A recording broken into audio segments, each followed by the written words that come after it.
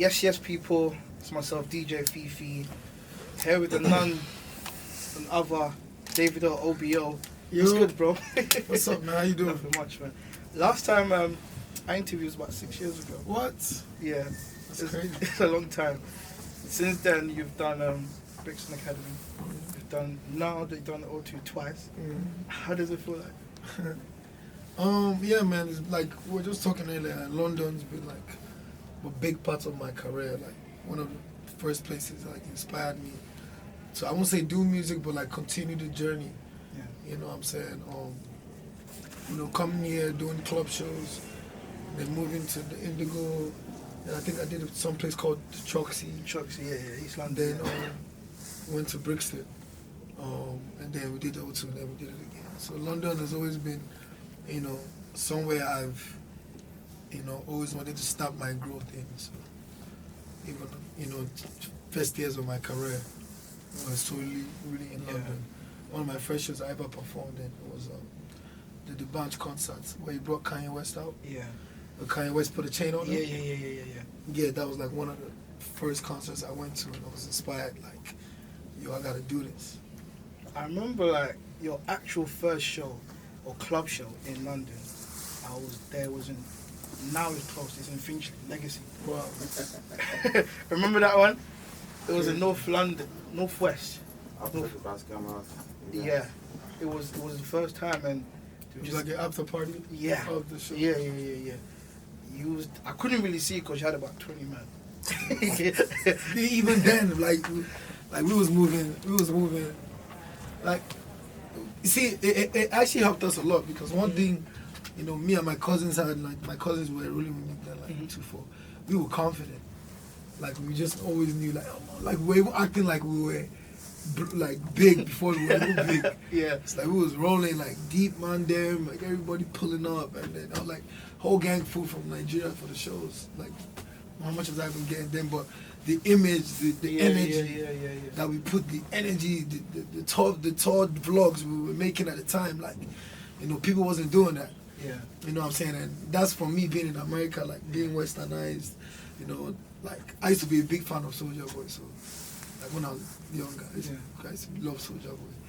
So I really learned, like, he used to do all those tour vlogs and, having a crew, everybody, like, wearing the same tees, like, that was like the vibe that we brought and like the energy that we brought, and then from then on it's just been crazy, man. Because you was born in Atlanta, and another thing that I realized from my research is you used to host a lot of like the Nigerian artists, like D'banj will come to Atlanta, and you're going to be the guy that's taking them around. Yeah, I'm D'banj one day. This is long, like, yeah, like most time, like when they come to Atlanta. Yeah.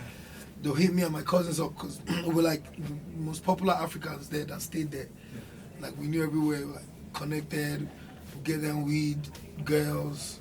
I'm like 15 at this time. I was just about to ask, how old were you? Yeah, I'm like time? 15 at this time.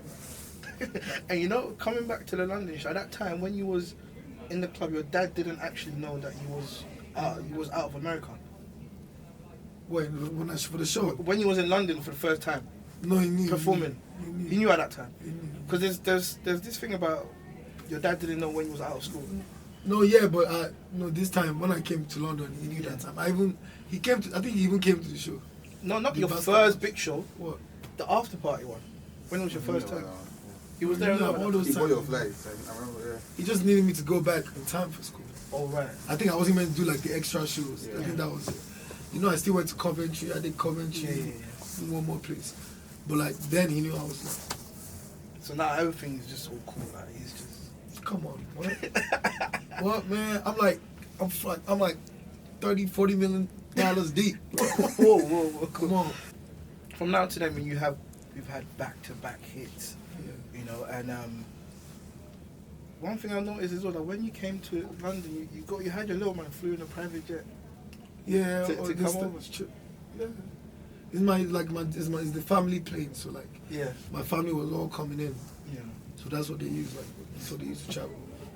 Now how does it feel like to be a family man of three kids? Man, it's crazy, man. Like, a lot of people like they have families, but like family will have like have kids with like multiple woman. Yeah. So like for me, it's very, very hard, managing it, you know what I'm saying? But, I have love for my kids. Like, I put my kids first, like, me and their mothers, and put their kids first in everything that we do. Like, even though I have differences sometimes, make sure that everything we're doing is for the kids. You know what I'm saying? Even at this show, everybody knows. Everybody might not. I'm not going to sit here and lie to you and be like, oh, it's always rosy, it's always 100%. Yeah. But we know that everything we're doing it for the kids. Because even growing up, I remember, like, I have siblings that are not the same mom as well. And, I know how, my dad was, able to kind of control it and stuff like that. So, I learned a lot of things from him. Do you now that obviously you got two girls and one boy, do you have to watch what you do on stage, like, especially when you're dancing with girls and that? I mean, my kids were just like at the O2. Yeah. And I was kind of. Did they ask questions? Like, nah, but like one time my daughter was like, Daddy, I saw you hitting a girl's bum on TV. I was like, nah, I don't watch that. Have they ever like asked you a question where they left you speechless? What? Especially my daughter. Like my son is still young, but Yeah. my daughters, man, like they asking questions. Like my daughter came to me the other day, she's like, oh, that someone in school said me and her mom broke up or something. Wow. Because they're getting older, bro. Yeah. They're getting older, like, and people know that like that's my daughter in school. Yeah. So it's just like I went to school the other day, like it was crazy mayhem. Like, I would say last year or from like 2020 all the way through here, every feature that he was on was crazy. How do you get connections? Like when you hear a song, right? What goes through your mind for you to be? How does it feel like to say I'm gonna jump on this song? I mean, it depends. Like if it depends. Like if it's a remix, like K-Star was a remix. Champion Sound obviously was an original song. Yeah. We made that in like 15 minutes Yeah. in my hotel room in South Africa, and we took it to the club that night. Like we took the bounce to the club, like just to hear it, and they were like, "Yo, it's hard." I think after you done like a video. You done like a Yeah, video. in the room, the hotel. In the that's what I'm hotel room, saying. yeah.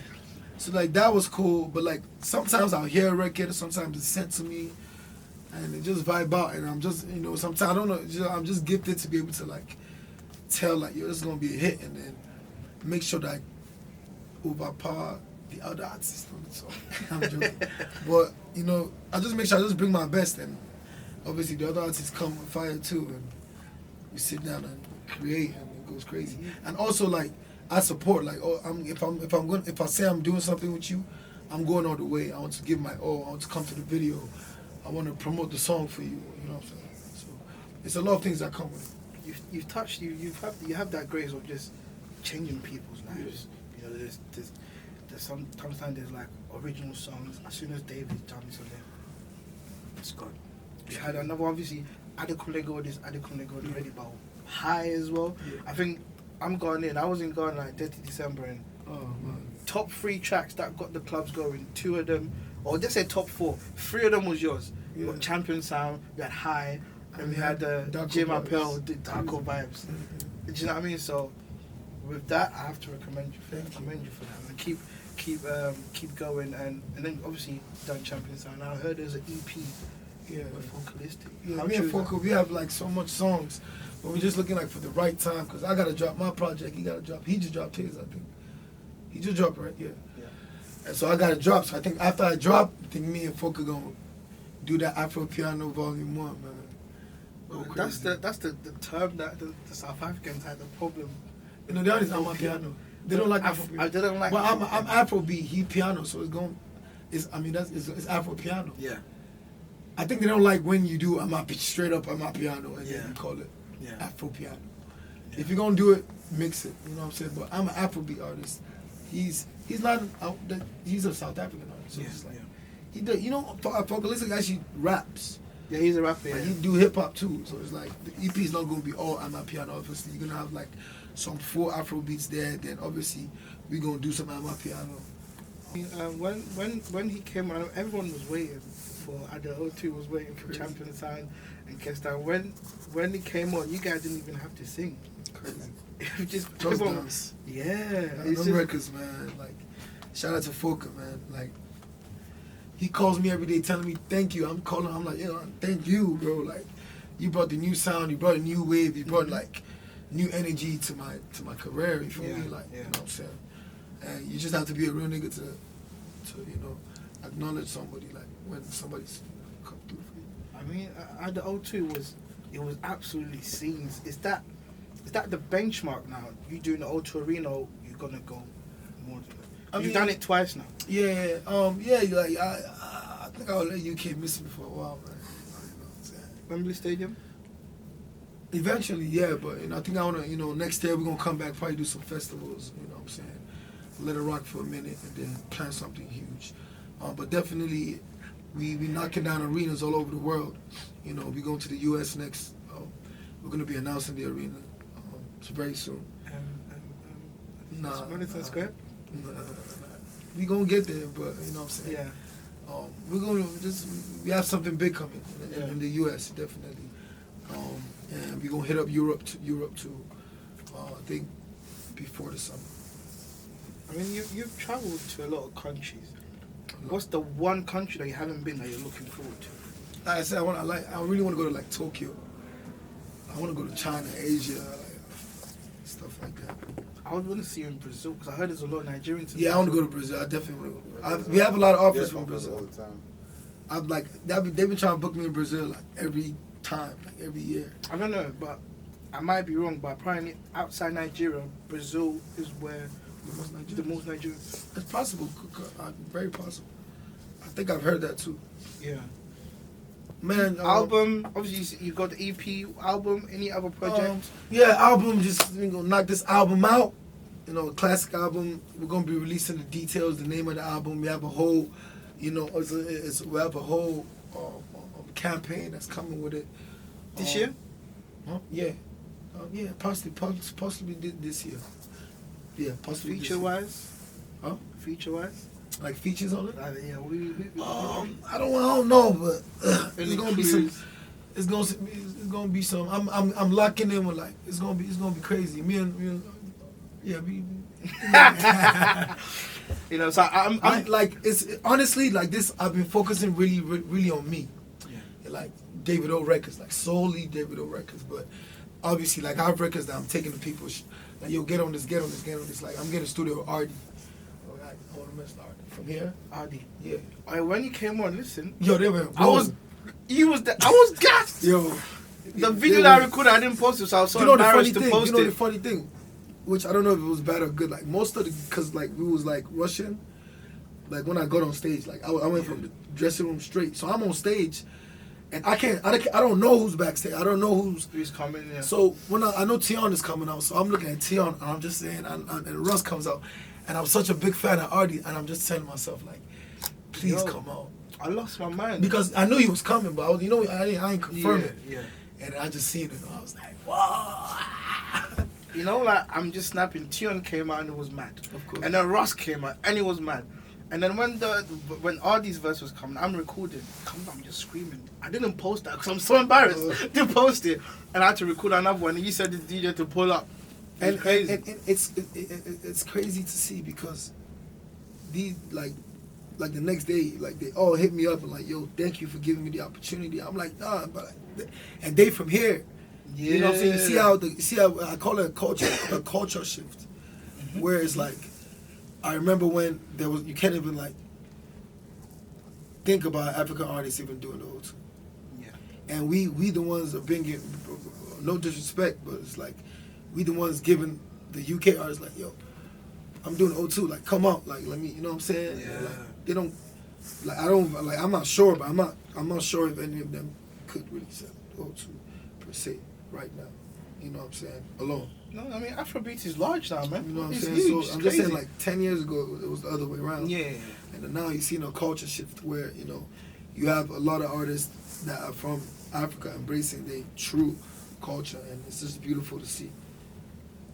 You see how Ghana, you were in Ghana in December? Yeah, I just got back on Saturday on the day of your show. Since that time? I came back in Feb, I went back and Okay, yo, you saw how it was, like, yeah.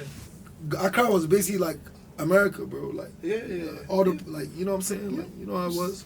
It's mad. And, I heard you have a documentary coming out. Yeah, for sure. Kind of. Kind of. You know, man's got all the... But yeah, we have. gossips. I have a lot of things coming out visual wise. Like I feel like I really want people to like know me. Mm-hmm. People do know me, like seen. Like, I do show a lot, but there's so much more behind the scenes where it's like it's time for people to understand that. So we're working on a documentary. We're having some meetings. We have a lot of footage, obviously. Like in a day in the life of Davido. No, not like, I mean, you'll see it. You'll see it. It's You know, going to have everything. It's going to have the good. It's going to have the bad. It's going to have the everything. How I started, how I want people to, everything. My family, my life. How long have you been shooting for? How long? I've been, it's just footage from like. I'm guessing this new album is going to have Phil's on it, because you tweeted something like you and Phil's about to mess things up this year. Yeah, Phil. And he's already got one out. Yeah, crazy one out. Yeah. Blue just over there. He killed the O2 too. That's a song like that's 2 years old, 2 days old. Yeah. But yeah, Phil's did like 5 songs on my album. It's a new one. Yeah, 4 or 5 songs. Vocals or just production? Production. But me and we have a record too that we did too. He probably gonna put that out next. Mix. So it's only right. I mean, the buzz is there. Yeah. You know. So now you go to Manchester. Yeah, Manchester, Birmingham. Nice. I feel like just two guys just talking behind the scenes, and thank you very much for being on the Afrology Show. 2022 album on the way. Get ready. More arenas. We shutting down, and we going bigger and bigger. We're gonna keep doing it. Thank you guys for the support. Thank all the fans, all the supporters, and let's go Africa to the world. I feel like an acceptance speech.